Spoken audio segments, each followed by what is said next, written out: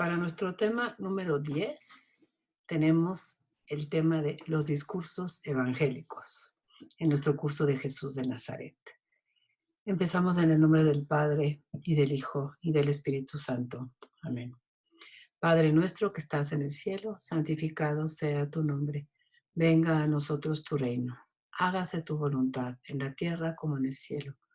Danos hoy nuestro pan de cada día. Perdona nuestras ofensas, como también nosotros perdonamos a los que nos ofenden. No nos dejes caer en la tentación y líbranos del mal. Dios te salve María, llena eres de gracia, el Señor es contigo. Bendita eres entre todas las mujeres y bendito es el fruto de tu vientre Jesús. Santa María, Madre de Dios, ruega por nosotros pecadores, ahora y en la hora de nuestra muerte. Amén. Gloria al Padre, al Hijo y al Espíritu Santo, como era en un principio, ahora y siempre, por los siglos de los siglos. Amén. Oh Espíritu Santo, don de Dios y fuerza de lo alto, fuente de agua brotante de vida eterna, desciende y mora en nuestros corazones. Haznos verdaderos adoradores del Padre, condúcenos a la plenitud de la verdad y transfórmanos en testigos de Jesús para llevar su nombre hasta los confines de la tierra. Amén. Pues empezamos este tema hermoso que se llama los discursos evangélicos de Jesús, y le llamamos discursos evangélicos a dos discursos de Jesús. Uno en el Evangelio de San Mateo, que conocemos como el Sermón de la Montaña, y uno en el Evangelio de San Lucas, que se llama el Sermón de la Llanura. Los dos sermones quieren enseñar más o menos lo mismo, nada más que la extensión del Sermón de la Montaña en el Evangelio de San Mateo es mucho más amplio que el Evangelio de San Lucas. Por lo tanto, vamos a empezar por el Sermón de la Montaña. El Evangelio de San Mateo, si recuerdan nuestras clases de la infancia de Jesús, Mateo tiene un interés particular con su auditorio judío cristiano. Él está escribiéndole a judíos que se han convertido en cristianos, que conocen la ley de Moisés, y para quienes Moisés fue alguien muy importante. Moisés les dio a conocer la ley de Dios. Y una vez que bajó del Sinaí y les dijo, esta es la ley de Dios, que si queremos entrar en alianza con Él, que si queremos ser suyos. Y el pueblo respondió, sí queremos. Ahora San Mateo va a poner a Jesús en la montaña como si fuera un nuevo Moisés, que va a dar una nueva ley de la que va a nacer el nuevo pueblo de Dios. Esa es como la intención que tiene San Mateo. Y vamos a leer desde el capítulo 4, en el versículo 23, un texto que habíamos empezado a leer, pero que es la introducción al discurso evangélico. Dice así, Mateo 4, 23.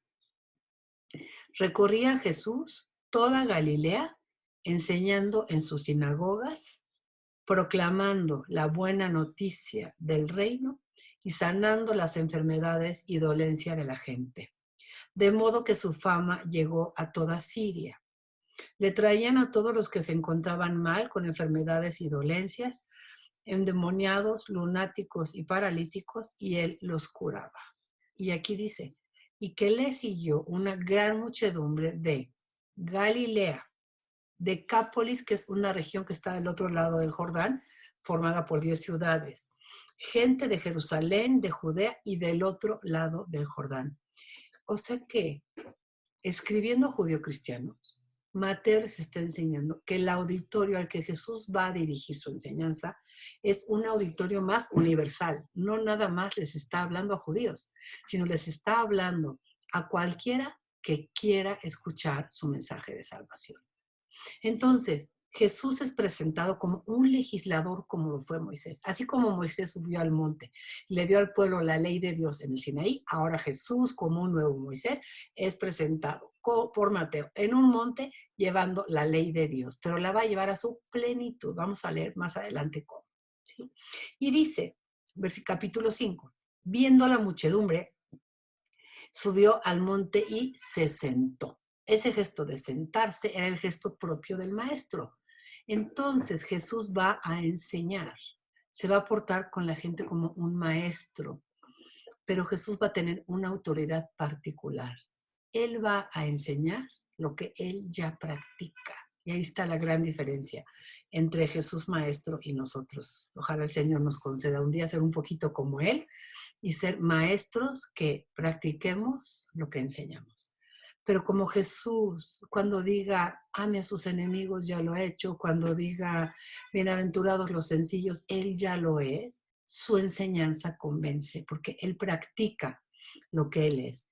Entonces, el Sermón de la Montaña debemos de leerlo como el programa de vida cristiana del discípulo de Jesús.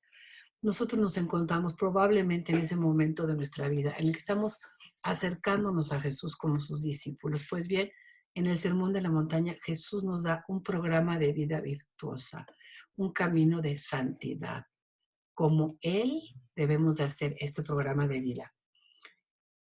Y empieza el Sermón de la Montaña con las bienaventuranzas. Las personas generalmente pensamos que el Sermón de la Montaña son las bienaventuranzas. Sin embargo, si ustedes ven su Biblia, el Sermón de la Montaña abarca el capítulo 5, el capítulo 6 y el capítulo 7 de San Mateo. Entonces, las bienaventuranzas que nada más están del versículo 2 al 12 son, dice el padre Carrillo, el pórtico de entrada al Sermón de la Montaña, las bienaventuranzas. Y son un autorretrato de Jesús de Nazaret y una invitación al discípulo de Jesús para llevar la vida espiritual como esta vida de Jesús. Entonces, vamos a leer las bienaventuranzas según el Evangelio de San Mateo. Vamos leyendo una por una y vamos tratando de darles una pequeña explicación. Versículo 2, capítulo 5, versículo 2.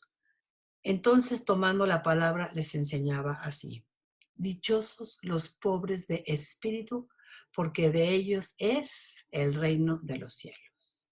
Tenemos que aprender dos cosas. Primero, que son bienaventurados o dichosos aquellos que son pobres de espíritu. Segundo, porque la recompensa es, no dice será, sino es ya el reino de los cielos. Alguien que es pobre de espíritu, se nota que ya está reinando Dios. Pero hay que entender quiénes son los pobres de espíritu en la Biblia, porque va a haber textos muy importantes sobre los pobres. El Santo Padre habla mucho de los pobres, pero hay que comprender el sentido bíblico de los pobres. Para eso vamos a ir al profeta Sofonías. El profeta Sofonías se conoce como el profeta de los pobres.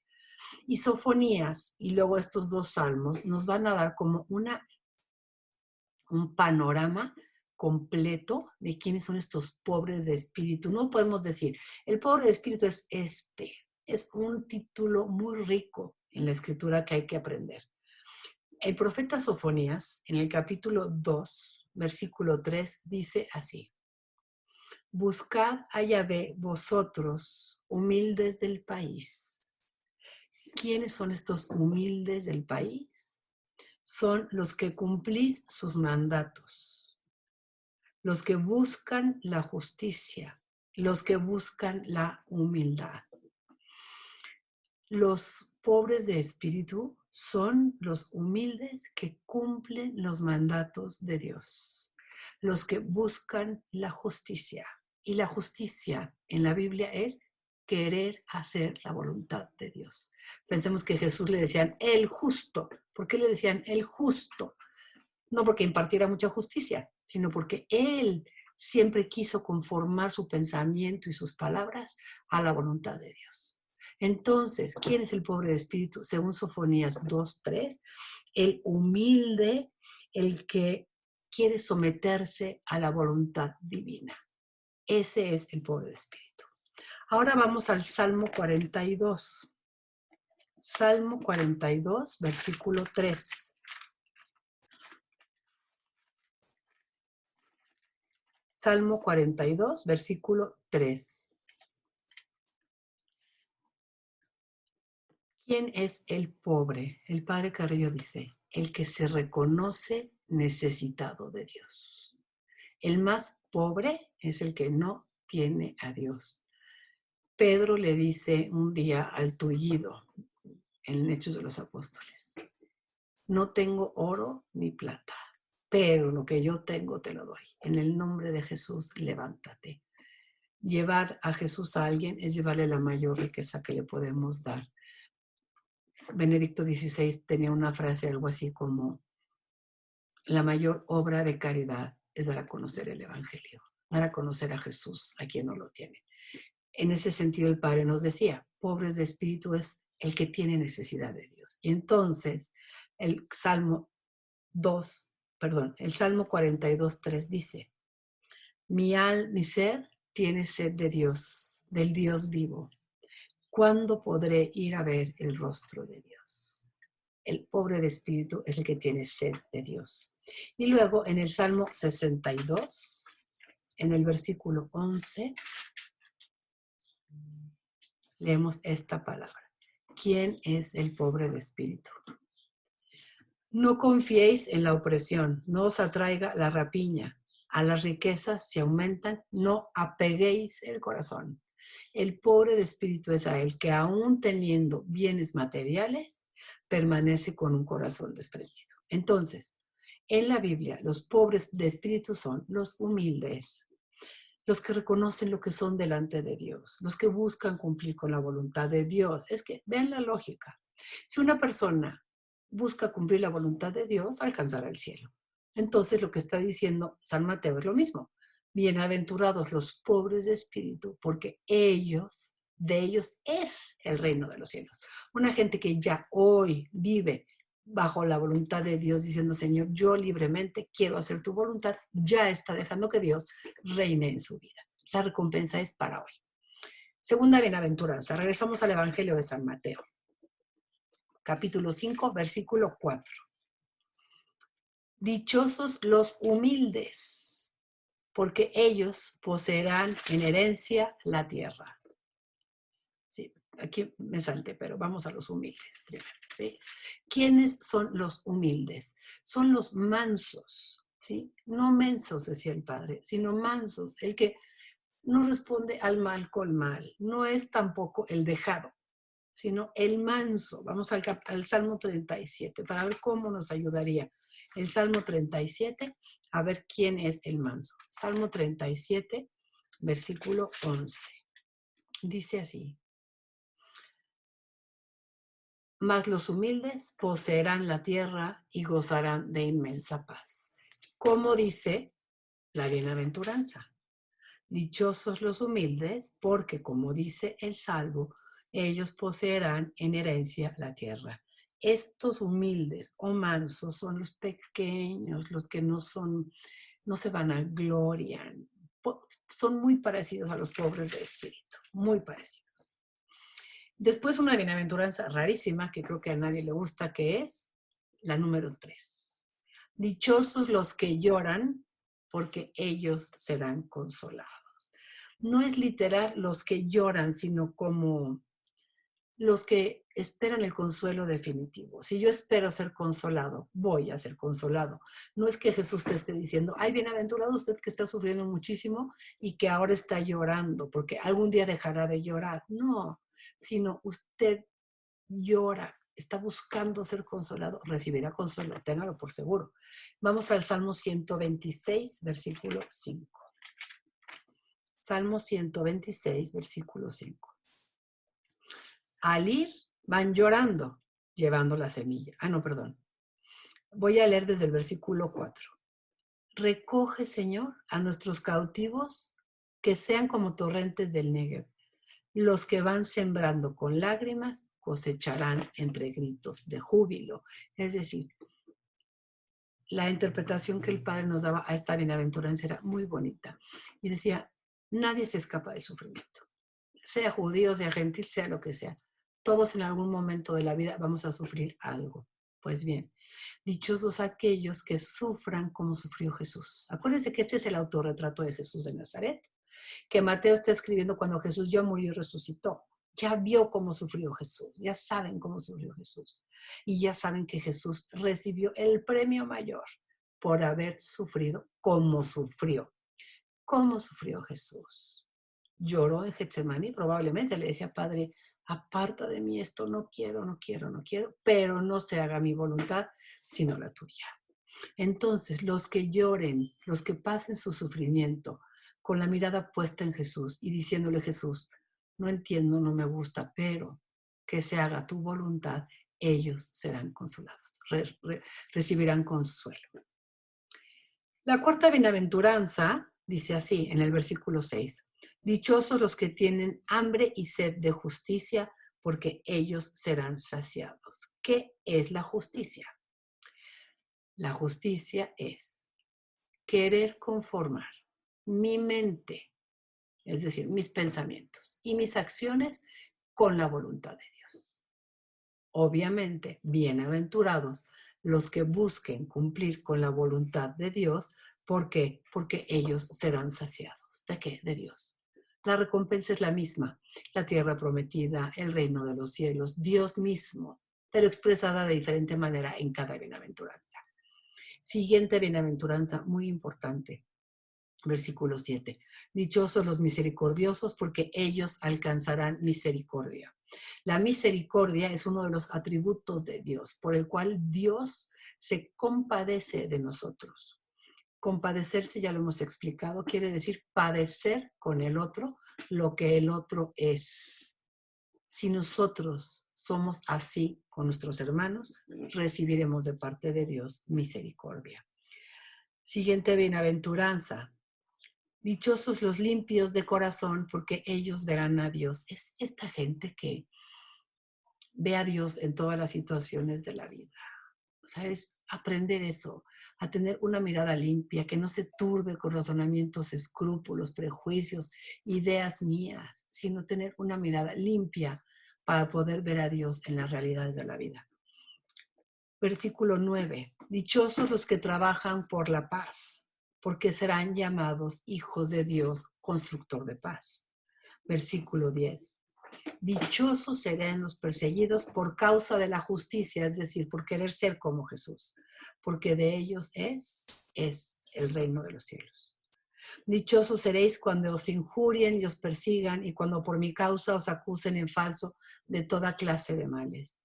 Alegraos y regocijaos, porque vuestra recompensa será grande en los cielos, pues de la misma manera persiguieron a los profetas anteriores a vosotros. Bienaventurados por querernos parecer a Jesús. Continúa el Sermón de la Montaña con 4 características que Jesús nos pide a sus discípulos en el mundo. Capítulo 5, versículo de la tierra. Perdón, capítulo 5, versículo 13. Vosotros sois la sal de la tierra, mas si la sal se desvirtúa, ¿con qué se la salará? Ya no sirve para nada y entonces solo podemos tirarla afuera y ser pisoteada por la gente. La sal tiene dos funciones. Primero, dar sabor y segundo, preservar de la corrupción. Pues bien, dice Jesús, el discípulo mío tiene que ser la sal de las realidades de la tierra. No dice sal del cielo, sino sal de la tierra. En las circunstancias de la vida ordinaria, el discípulo de Jesús tiene que ser no el amargado, sino el que le dé sabor a las realidades de la tierra y tiene que ser el que preserve de la corrupción. Esa es la función de la sal. Si no, no sirves para nada, dice el Señor. Versículo 14. Vosotros sois la luz del mundo.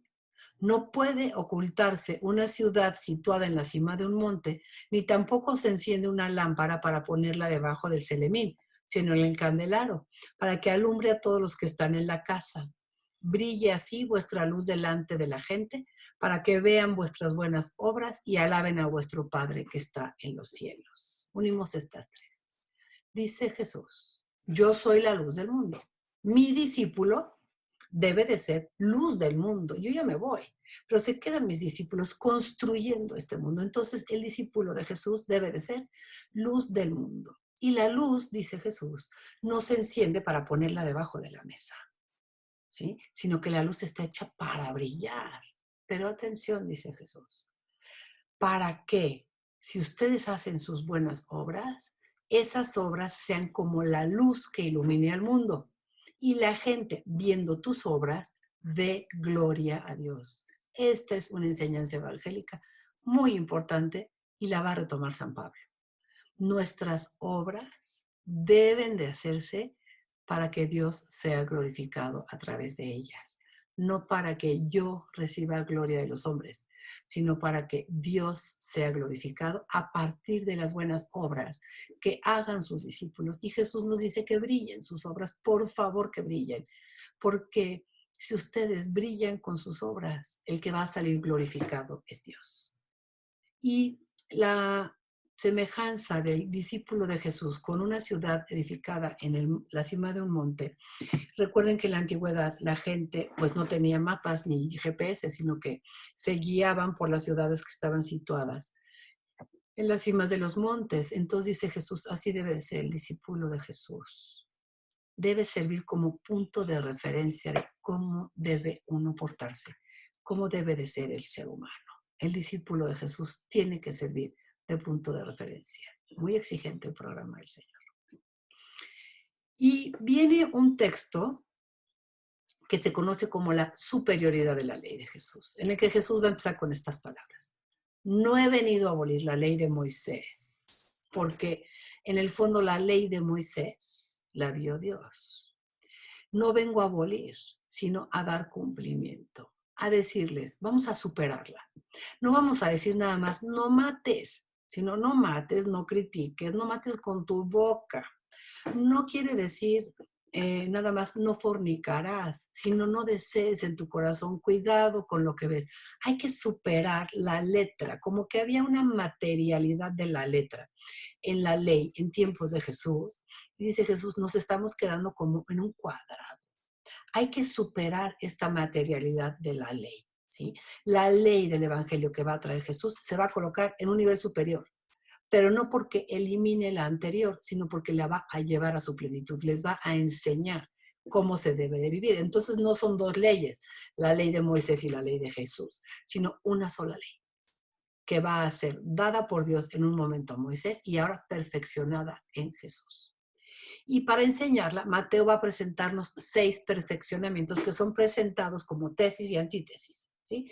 Habéis oído que se dijo no matarás, pero yo os digo que. Habéis oído que se dijo esto, pero yo os digo que. Es una tesis con su antítesis, ¿no? Pero son antítesis que va a ir usando Jesús para mostrar la superioridad. Superioridad no quiere decir mayor, sino cómo superar la materialidad de la letra e ir al fondo de lo que Dios quiere. Entonces vamos a leer este texto que es bastante largo y procuraremos irlo explicando poco a poco. Dice Jesús, versículo 17, no penséis que he venido a abolir la ley y los profetas. No he venido a abolirlos, sino a darles cumplimiento. Porque les aseguro que mientras duren el cielo y la tierra, no dejará de estar vigente ni una i ni una tilde de la ley hasta que todo esto suceda. Por lo tanto, el que no dé importancia a uno de estos mandamientos más pequeños, y así lo enseña la gente, será el más pequeño en el reino de los cielos. En cambio, el que los observe y los enseñe, ese será grande en el reino de los cielos. Escuchemos cómo para Jesús era importante la ley de Dios. Y viene los perfeccionamientos. Primero, porque os digo, primero, que si vuestra justicia, es decir, si tus deseos de cumplir con la voluntad de Dios no es mayor que la de los escribas y fariseos, no entraréis en el reino de los cielos. Jesús ha venido a invitar a que la gente entre en el reino de Dios. Pero si yo no quiero cumplir con la voluntad de Dios, ¿cómo voy a entrar? Versículo 21. Empiezan las antítesis. Habéis oído que se dijo a los antepasados, no matarás, pues el que mate será reo ante el tribunal. Y viene la superación del precepto. Pues yo os digo que todo aquel que se encolerice contra su hermano será reo ante el tribunal. El que llame a su hermano imbécil será reo ante el Sanedrín. Y el que le llame renegado será reo de la gehenna del fuego. Entonces, dice Jesús, si al momento de presentar tu ofrenda en el altar, te acuerdas de que tu hermano tiene algo contra ti, deja tu ofrenda ahí delante del altar y vete primero a reconciliarte con tu hermano. Luego vuelves y presentas tu ofrenda. Ponte enseguida a buenas con tu adversario mientras vas con él de camino. No sea que tu adversario te entregue al juez, el juez al guardia y te metan en la cárcel.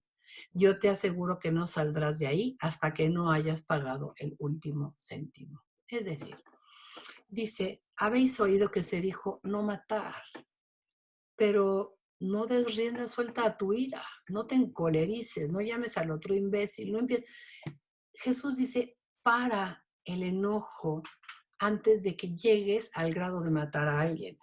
Muchas veces con nuestra boca podemos también fulminar a alguien, somos muy dados también a eso. El catecismo de la Iglesia Católica enseña un odio en el corazón hacia una persona a tal grado que le desee la muerte. Es como si lo hubiera matado. Es un pecado grave. Entonces lo que Jesús dice es, por favor, ¿sí? El homicidio y la cólera es, no consientas a la cólera, porque si sigues con la cólera, puedes llegar hasta el homicidio. Ahí está la superación. Ahí está la superación. Segundo, texto muy difícil que voy a tratar de explicar. Dice así. Habéis oído que se dijo, no cometerás adulterio. ¿Qué es el adulterio? Es que una persona que está casada tenga relaciones con una persona que no es su cónyuge. Eso es el adulterio. Pues yo os digo, todo el que mira con deseo a una mujer que no es su esposa, ya cometió adulterio con ella en su corazón. Superior. Es que yo no he ido a tener relaciones con nadie, dice Jesús, pero si en tu corazón estás deseando a otra persona que no es tu cónyuge, en tu corazón ya le estás faltando. ¿Ven? Superemos la materialidad de la ley, vamos a llevarla a la profundidad, porque ahí, en el corazón, va a decir Jesús después, es donde se gestan nuestros malos pensamientos, nuestras malas acciones. No la consientas, no la consientas. Y les dice, por eso, si tu ojo derecho te es ocasión de tropiezo, es decir, si pasa la señora guapa y de plano no vas a aguantar, voltéate. Pero ¿cómo lo dice el evangelista? Sácatelo y arrójalo. San Mateo tiene una de estas cualidades, es un exagerado. Entonces dice, sácatelo y arrójalo. Más vale que se pierda uno de tus miembros que no todo tu cuerpo sea arrojado a la gehenna. Y si tu mano derecha te es ocasión de tropiezo, córtatela y arrójala de ti. Te conviene que se pierda uno de tus miembros antes de que todo tu cuerpo se vaya a la gehenna. También se dijo, la gehenna es un valle en donde se sacrificaban a los primogénitos y se derramaba sangre por ellos. Es un lugar de castigo, un lugar de muerte. También se dijo, escuchen esto, ¿sí? Entonces, el adulterio y los actos internos quedó claro. No es solo no realizar el adulterio físicamente, sino lo que hay dentro del corazón. Como que Jesús contempla la relación entre marido y mujer como algo tan especial que dice, no la vayas a contaminar con tus pensamientos que no vayan de acuerdo con el amor que le estás expresando a tu cónyuge. Y luego, un texto más difícil. También se dijo, versículo 31, el que repudie a su mujer, que le dé un acta de divorcio. Y efectivamente, en el Deuteronomio, en el capítulo 24 se decía, si a usted no acaba de gustarle la señora con la que se casó, díctele un acta de divorcio y regrésela a su casa.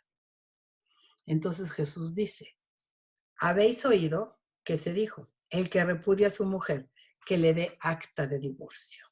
Pues yo les digo que todo el que repudie a su mujer, excepto en el caso de una unión ilegítima, probablemente algunas Biblias digan, excepto en el caso de fornicación. Bueno, fornicación quiere decir una unión ilegítima. Pensemos que cuando hay unos novios que no se han casado, pues no es una unión legítima, es una unión ilegítima. Bueno, por eso se pone a veces fornicación, pero lo que Jesús está diciendo es, si están bien casados, ¿sí? No en caso de unión ilegítima, sino cuando ha habido matrimonio, si tú repudias a tu mujer, la haces ser adúltera. ¿Por qué? Porque la pobre mujer no se va a poder quedar sola porque no es nadie y tiene que recurrir a otro hombre y tiene que casarse con otro, pero ya estaba casada contigo. Si tú la haces, si la repudias, la haces ser adúltera. y el que se casa con ella va a cometer adulterio. Entonces ya va a haber el pecado como de 3 personas en tu cabeza. Entonces Jesús en este capítulo de Mateo y luego en el capítulo 19 insiste muchísimo en la indisolubilidad del matrimonio. Si en una época Moisés, en tiempos del desierto, les permitió dictar el nivel de divorcio, era, dice Jesús en el capítulo 19, por la dureza de su corazón. Pero, dice Jesús, al principio no fue así. Cuando Dios creó la institución del sacramento matrimonial, es un señor para una señora para siempre, como ayuda complementaria y para la procreación de la especie. Ese es el plan originario de Dios. Jesús dice, lo que se salga de ahí no es matrimonio. Bueno. Siguiente antítesis. Habéis oído que se dijo a los antepasados, no perjurarás, sino que cumplirás al Señor tus juramentos, es decir, no vas a jurar en vano. Jesús les dijo, mejor no haga juramentos, porque ya sé cómo son, dice, son débiles. No perjurarás, sino que cumplirás al Señor tus juramentos.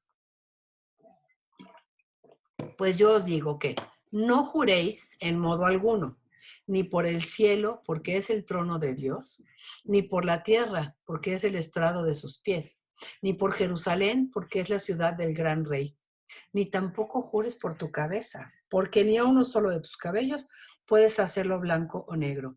Limitaos a decir sí, sí, no, no, pues lo que pasa de aquí proviene del maligno. Jesús dice, hay que hablar con la verdad. Si es sí, es sí. Si es no, es no.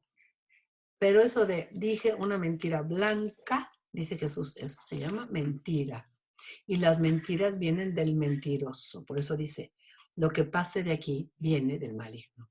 Es una invitación a hablar siempre con la verdad, para que no tengas que poner por testigo a nadie de tus palabras, sino que se sepa esta señora que viene ahí, siempre habla con la verdad. Entonces no tienes que poner a nadie por testigo de tus palabras. Y dice Dios, mucho menos mi nombre. No me vayas a poner a mí por testigo de tus palabras. En la mentalidad judía y la mentalidad semita del Medio Oriente antiguo, el nombre de Dios tiene a su alrededor así como un aura de respeto que ni siquiera se atrevían a mencionarlo. Entonces, mucho cuidado con estos juramentos. Sea tu palabra sí, sí es sí, o no, sí es no. Punto. No medio sí ni medio no. Todos lo hemos experimentado. Preferimos un sí o un no a un a ver quién sabe. La incertidumbre no es buena. El medio sí y el medio no. No le gusta a Dios. ¿Le gusta todo o nada? Es radical el Señor. Después dijo, versículo 38, la venganza. Ya sé, dice Jesús, que primitivamente vivíamos la ley del talión. Ojo por ojo y diente por diente. Pues bien, mi ley, ¿en qué supera la ley del talión? No resistan el mal. Antes bien, si alguien te abofetea en la mejilla derecha, ofrécele también la otra. Pensemos en Jesús cuando lo estaban abofeteando. Al que quiera pleitear contigo para quitarle la túnica, déjale también el manto. Y al que te obligue a andar 1 milla, vete con él 2. A quien te pida, da. Y no le vuelvas la espalda al que desea que le prestes algo. No seas vengativo. La venganza, dice Jesús, no conduce a nada bueno. Y el Antiguo Testamento insiste mucho en esto. La venganza solo es de Dios. ¿Pero en qué sentido? Dios no hace venganza como nosotros de ahora vas a ver. No, la venganza de Dios es distinta, pero solo le corresponde a Él porque solo Él es el juez de las acciones de los hombres. Y antes regía la ley del talión, pero dice Jesús, no. Si tú a violencia le pagas con violencia, nunca se va a acabar esa violencia. Pero si tú a la violencia le pagas con bien, le pagas con caridad, le pagas con amor cristiano, esa violencia va a terminar. Ahí hay una superación. Último. Habéis oído que se dijo, amarás a tu prójimo, y hay una aclaración que hacer aquí. Odiarás a tu enemigo. Eso jamás se dice en la Escritura. Pero probablemente era como un dicho popular, ¿no? Ama a tu prójimo y odia a tu enemigo. Pues yo os digo, yo Jesús les enseño lo que yo he practicado. amad a vuestros enemigos, rogad por los que os persiguen, para que seáis hijos de vuestro Padre Celestial, que no distingue entre buenos y malos, sino que hace salir su sol sobre malos y buenos y llover sobre justos e injustos. Porque si amáis a los que os aman, ¿qué recompensa vais a tener? ¿No hacen eso mismo también los publicanos? Y si no saludáis más que a vuestros hermanos, ¿qué hacéis de particular? ¿No hacen eso mismo también los paganos? Vosotros, pues, sed perfectos como es perfecto vuestro Padre del cielo. Y esta perfección a la que invita Jesús la complementa muy bien San Lucas porque nos habla de qué tipo de perfección. Dice, sed misericordiosos, como es misericordioso vuestro Padre Celestial. ¿En qué tiene que distinguirse el discípulo de Jesús para parecerse a su Padre Celestial? En la misericordia, en la misericordia. Sean misericordiosos como vuestro Padre es misericordioso. Pasamos al cuarto punto, que se llaman las buenas obras hechas en secreto, ¿sí? Jesús invita a la humildad y a la pureza en la práctica cristiana. No hay nada que más le caiga gordo al Señor que nos vanagloriemos de nuestras prácticas cristianas. Y va a poner el caso de 3 oraciones, de 3 actos de piedad que se hacían en el judaísmo, pero dice Jesús, pero le voy a enseñar cómo lo tiene que hacer. ¿Cómo quiere Dios que hagas esas buenas obras? ¿Qué quiere que hagas? En secreto, con humildad y con pureza de intención. Muy importante. Vamos a ver primero entonces la limosna en secreto. Capítulo 6 de San Mateo, versículo 1. Cuidad de no practicar vuestra justicia, tus obras buenas conforme a la voluntad de Dios, delante de los hombres, para que os vean. En tal caso, no tendréis recompensa de vuestro Padre Celestial que está en los cielos, porque las hiciste para que te vieran los hombres. Entonces, que te den tu recompensa a los hombres. Así que cuando hagas limosna, no lo vayas trompeteando por delante como hacen los hipócritas en las sinagogas, por las calles, con el fin de ser honrados por la gente. O sea que algunos practicamos buenas obras para que nos vean. Les aseguro que con eso ya recibieron su paga. Tú, discípulo de Jesús, en cambio, cuando hagas limosna, que no sepa tu mano izquierda lo que hace la derecha. Así tu limosna quedará en secreto y tu Padre que ve en lo secreto te compensará. Para la Biblia, la limosna no es una caridad que yo le doy al que no tiene. Es un acto de justicia porque la tierra es de Dios. Y según Levítico 19:18, el hombre debe de regirse por el amor al prójimo, es decir, ama a tu prójimo como a ti mismo. Si tú quieres tener tierra, también tu vecino debe de tener tierra. Entonces, como que la limosna más que verse como una cosita que le doy, que me sobra al otro y yo soy el bueno, en la Biblia es un acto de justicia, un acto de justicia. Pero la Biblia también nos ve a nosotros y dice, si vas a dar tu limosna, también por favor no te quedes sin nada. Me gustaría leerles Tobías 4 porque es interesante, ¿no? A veces pensamos que para ser un buen cristiano tengo que quitarme todo lo que tengo y si ya, no, no todo. Capítulo 4, versículo 7 de Tobías. Un consejo del padre moribundo a su hijo. Haz limosna con tus bienes, pero al hacerlo no recuerdes las rencillas. No le vuelvas la cara a ningún pobre y Dios no apartará de ti su cara. Regula tu limosna según la abundancia de tus bienes. Si tienes poco, da conforme a ese poco, pero nunca temas dar limosna, porque así te atesoras una buena reserva para el día de la necesidad. Porque la limosna, es decir, la ayuda dada al prójimo, libra de la muerte e impide caer en las tinieblas. Don valioso es la limosna para cuantos la practican en presencia del Altísimo. Muy bonito texto sobre la limosna. Entonces Jesús no dice, no vengo a acabar con la ley antigua, no le digo que no dé limosna, nada más le quiero pedir cómo hacerla. Hazla en secreto, hazla por amor a Dios, hazla por amor a tu prójimo y tu Padre, que está viendo en lo secreto por qué lo estás haciendo, te premiará. Voy a saltarme el pedazo de la oración para pasar al ayuno y regreso después a la oración. El ayuno. capítulo 6, versículo 16. Lo mismo, por favor. Cuando ayunen, no pongan cara triste, como los hipócritas, que hasta desfiguran su rostro para que la gente vea que hicieron ayuno. Os aseguro que con eso, que ya los vieron con su rostro desfigurado por el ayuno que tuvieron que hacer, ya reciben su paga. Tú, en cambio, cuando ayunes, que no se te note. Perfuma tu cabeza, lava tu cara, para que tu ayuno sea visto no por la gente, sino por tu Padre que está ahí en lo secreto. Y tu Padre que ve en lo secreto te compensará.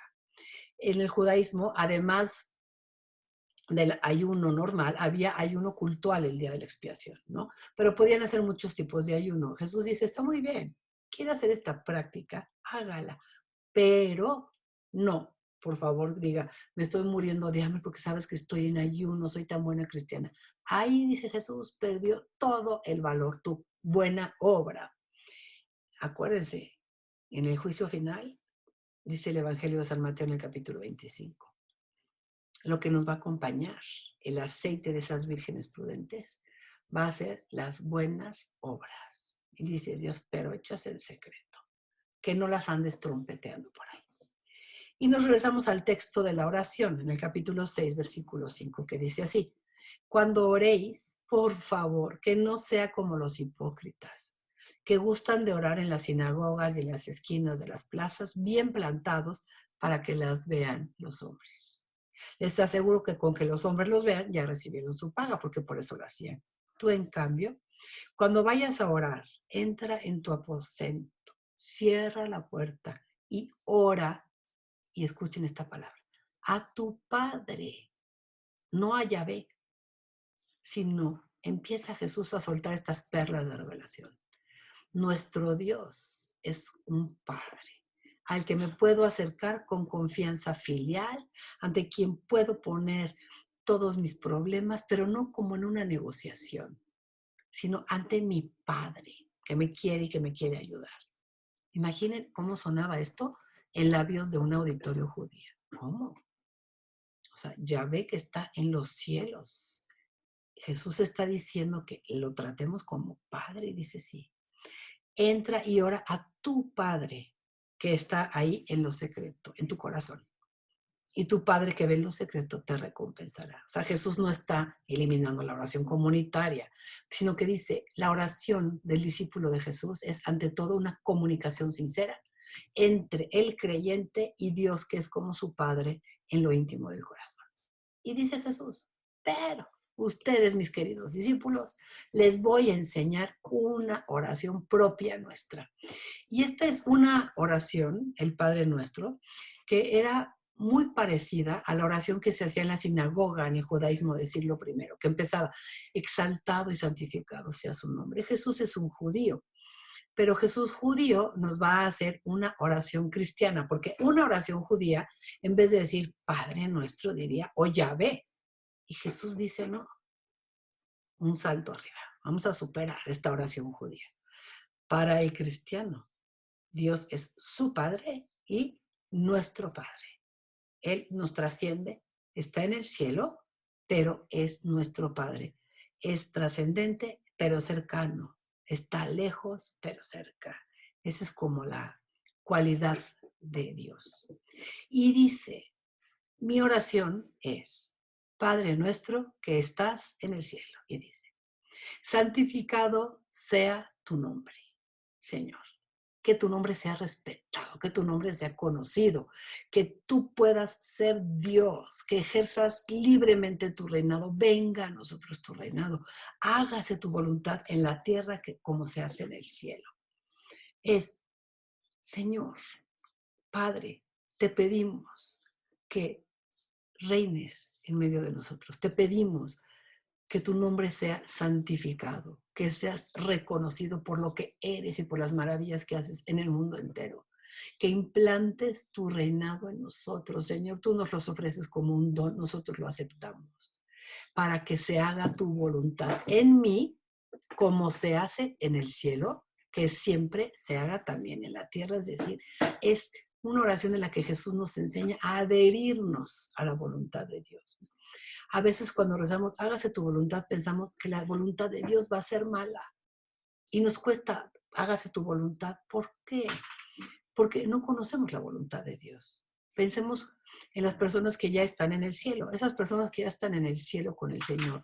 La fe nos dice, viven felices, ¿no? Hasta cuando vamos a una misa de algún difunto, está resucitado, ya goza con el Señor.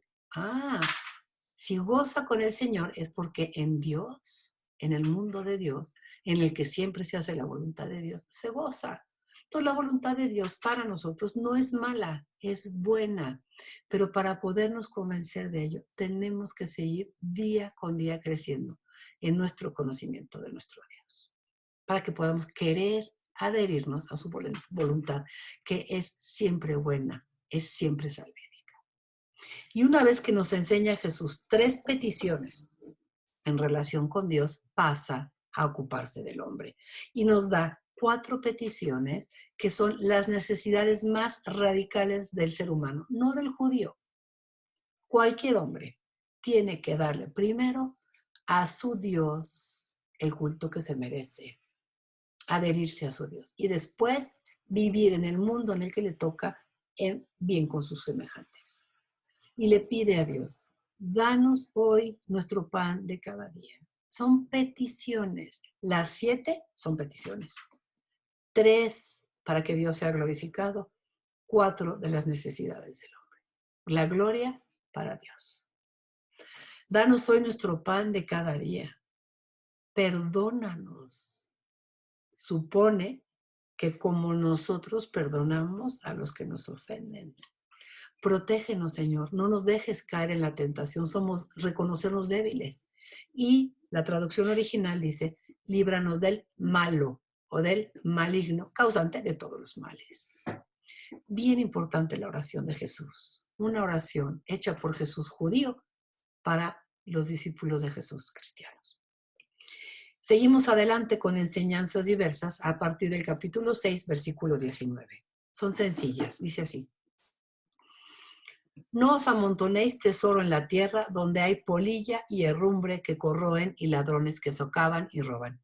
Amontonaos más bien tesoros en el cielo donde no hay polilla ni herrumbre que corroan ni ladrones que socaven y roban. Porque donde está tu tesoro, ahí estará también tu corazón. Invitación, ¿dónde está tu tesoro? Siguiente, el ojo lámpara del cuerpo es un poco difícil, pero voy a explicar una cosa antes. Para el mundo judío de tiempos de Jesús, el ojo malo era símbolo de tacañería y el ojo bueno era símbolo de generosidad. Y este texto está justo antes de Dios y el dinero. Entonces, ese es el contexto en el que está hablando Jesús. No está hablando de si su ojo está malo o tuerto, sino si eres tacaño, ojo bueno, si eres generoso. Dice así.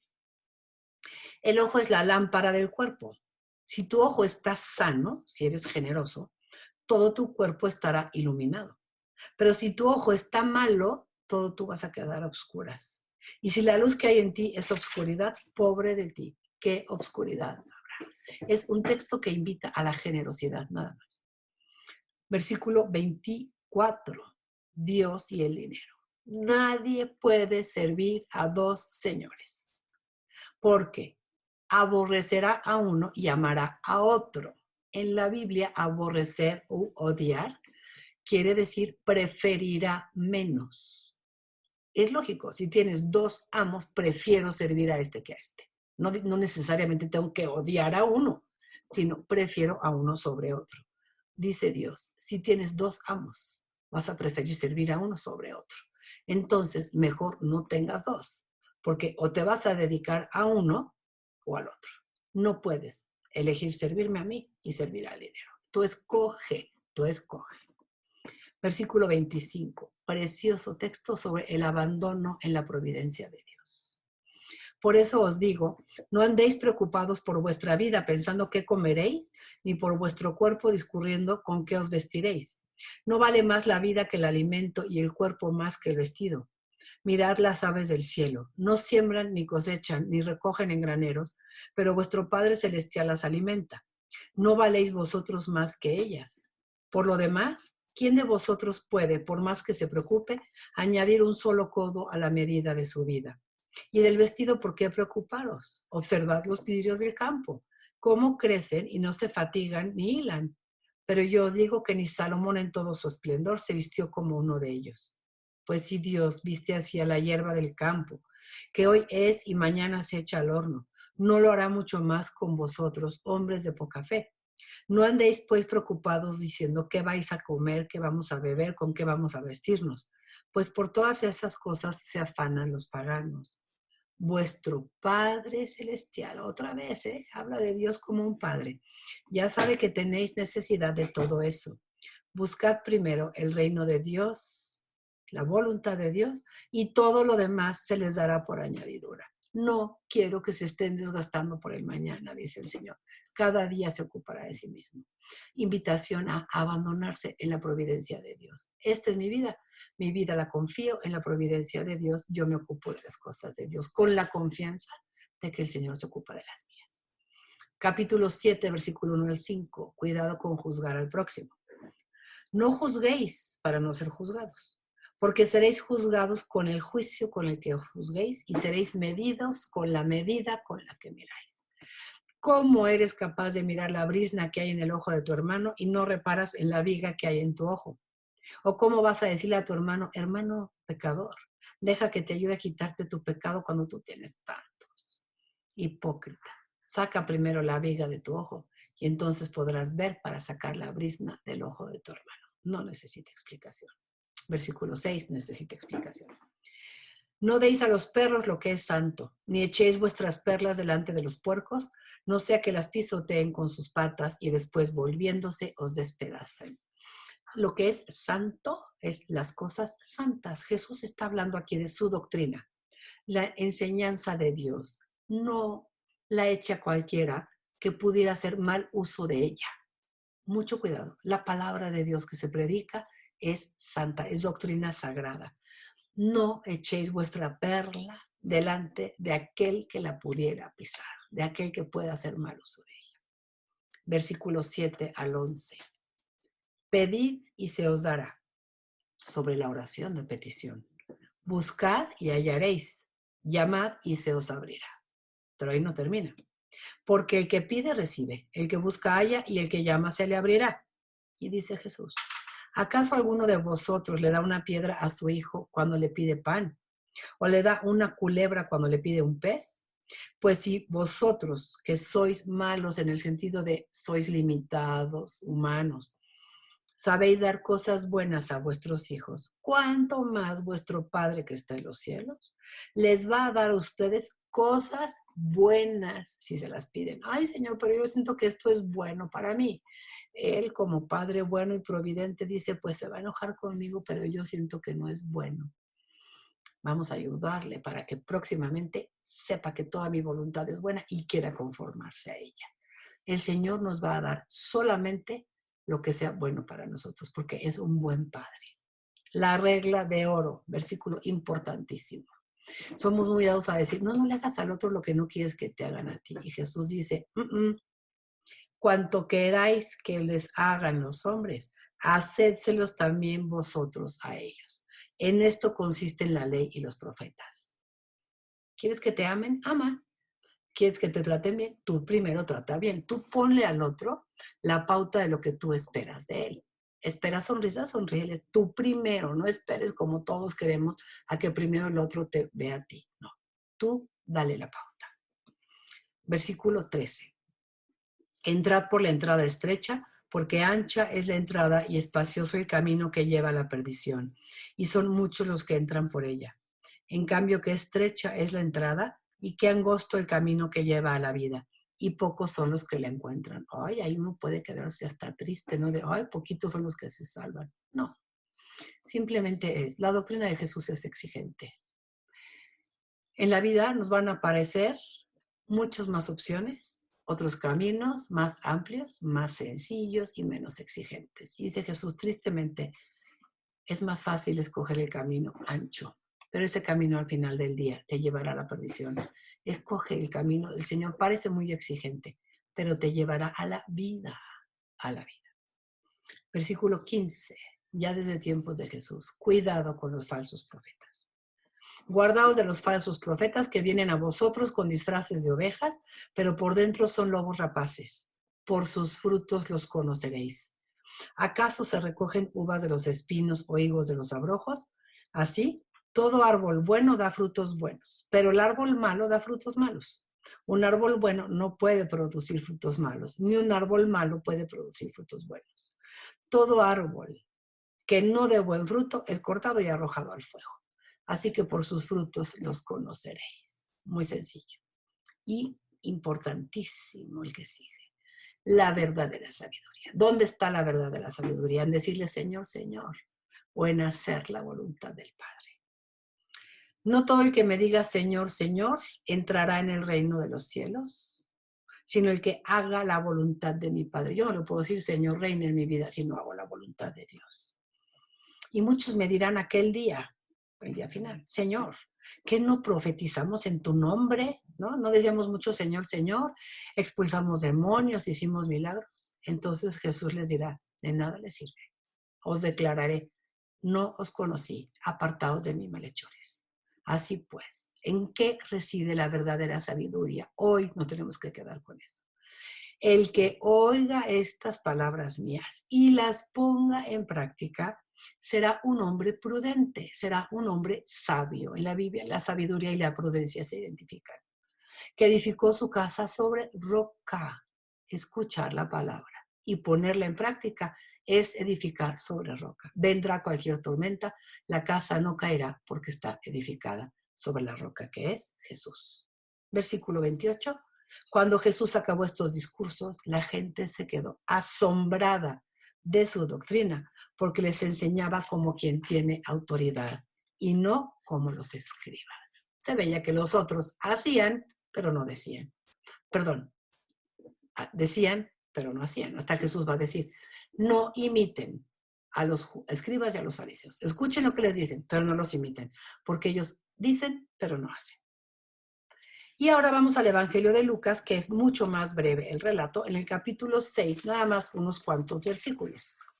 Capítulo 6 de Lucas, empezaremos con el versículo 20.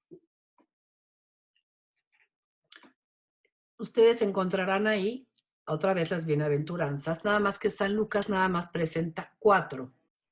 Y después de presentar las 4 bienaventuranzas, presenta 4 que en algunas Biblias dice maldiciones, pero no son maldiciones, son ay de ti, ayes, quejas lastimosas de Jesús. Voy a leer esos porque ya hemos estudiado las bienaventuranzas. Voy a empezar en el versículo 24. Pero hay de vosotros los que ya se sienten buenos, llenos de Dios, que ya no necesitan nada, porque pues ya recibieron su consuelo, ya tienen todo lo que quieren. Pobres de ustedes los que ahora están hartos, porque tendréis hambre.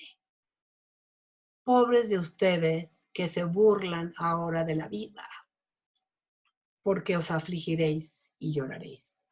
Ay, cuando toda la gente hable bien de ustedes, porque de ese modo trataron a sus antepasados, a los falsos profetas. Cuidado, son invitaciones de Jesús a no caer en estos comportamientos. Y viene a hablar Jesús de 4 mandamientos en relación con los enemigos. Dice así, pero a vosotros que me escucháis, os digo, amad a vuestros enemigos, haced el bien al que os odie, bendecid a los que os maldigan y rogad por los que os difamen.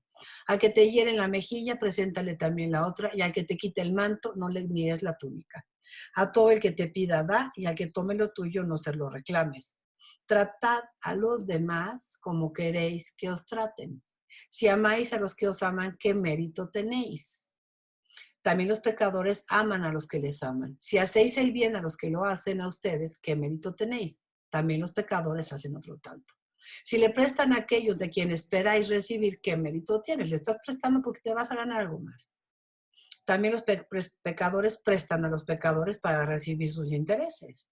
Más bien, y repite Jesús, amad a vuestros enemigos, haced el bien y prestad sin esperar nada a cambio. Entonces obtendréis una gran recompensa y seréis hijos del Altísimo, porque Él es bueno con los desagradecidos y los perversos. Sed compasivos como vuestro Padre es compasivo. No juzguéis y no seréis juzgados. No condenéis y no seréis condenados. 4 ejemplos de conducta cristiana. Perdonad y seréis perdonados. Dad y se os dará. O sea, tú quieres, pues da primero. ¿Qué se te dará? Oh, una medida buena, apretada, remecida, rebosante. Escuchen la recompensa. Buena, apretada, remecida, rebosante, pondrán en el halda de vuestros vestidos, porque seréis medidos con la medida con la que midáis. Y les añadió una parábola. ¿Podrá un ciego guiar a otro ciego? No caerán los dos en el hoyo. No está el discípulo sobre su maestro. Será como el maestro cuando esté perfectamente instruido. ¿Cómo eres capaz de mirar la brizna que hay en el ojo de tu hermano y no reparas en la viga que hay en tu propio ojo? Se están fijando en todos estos textos. Misericordia, amor, perdón, porque así es el Señor con nosotros. Entonces, así tenemos que ser nosotros. Amar al enemigo, hacer el bien, prestar al que te pida, ser compasivo como Dios es compasivo contigo. No juzgues, no condenes, perdona si quieres ser perdonado. ¿Sí? Y las últimas parábolas que va a decir Jesús en este sermón de la llanura son las de los dos ciegos que van caminando juntos. Y de lo que habla la boca está lleno el corazón. Leo versículos 39 en adelante. Les añadió esta parábola. ¿Podrá un ciego guiar a otro ciego? ¿No caerán los dos en el hoyo? No está el discípulo por encima del maestro. Será como el maestro cuando esté perfectamente instruido. Porque ¿cómo eres capaz de mirar la brizna que hay en el ojo de tu hermano y no reparas en la viga que hay en tu propio ojo? ¿Cómo puedes decir a tu hermano, hermano, deja que saque la brizna que hay en tu ojo si no ves la viga que hay en el tuyo? Hipócrita. Saca primero la viga de tu ojo y entonces podrás ver para sacar la brizna que hay en el ojo de tu hermano. Porque no hay árbol bueno que dé fruto malo y a la inversa, no hay árbol malo que dé fruto malo. Cada árbol se conoce por su fruto. No espero recoger higos de un espino, ni de una zarza uvas. El hombre bueno saca lo bueno del buen tesoro de su corazón. Y el malo, del malo saca lo malo. Es decir, la boca habla de lo que rebosa el corazón. Es decir, cuidemos lo que tengamos en la boca, del corazón, de qué nos alimentamos, porque de lo que hablamos es de lo que traemos en el corazón. En el nombre del Padre, y del Hijo, y del Espíritu Santo. Amén.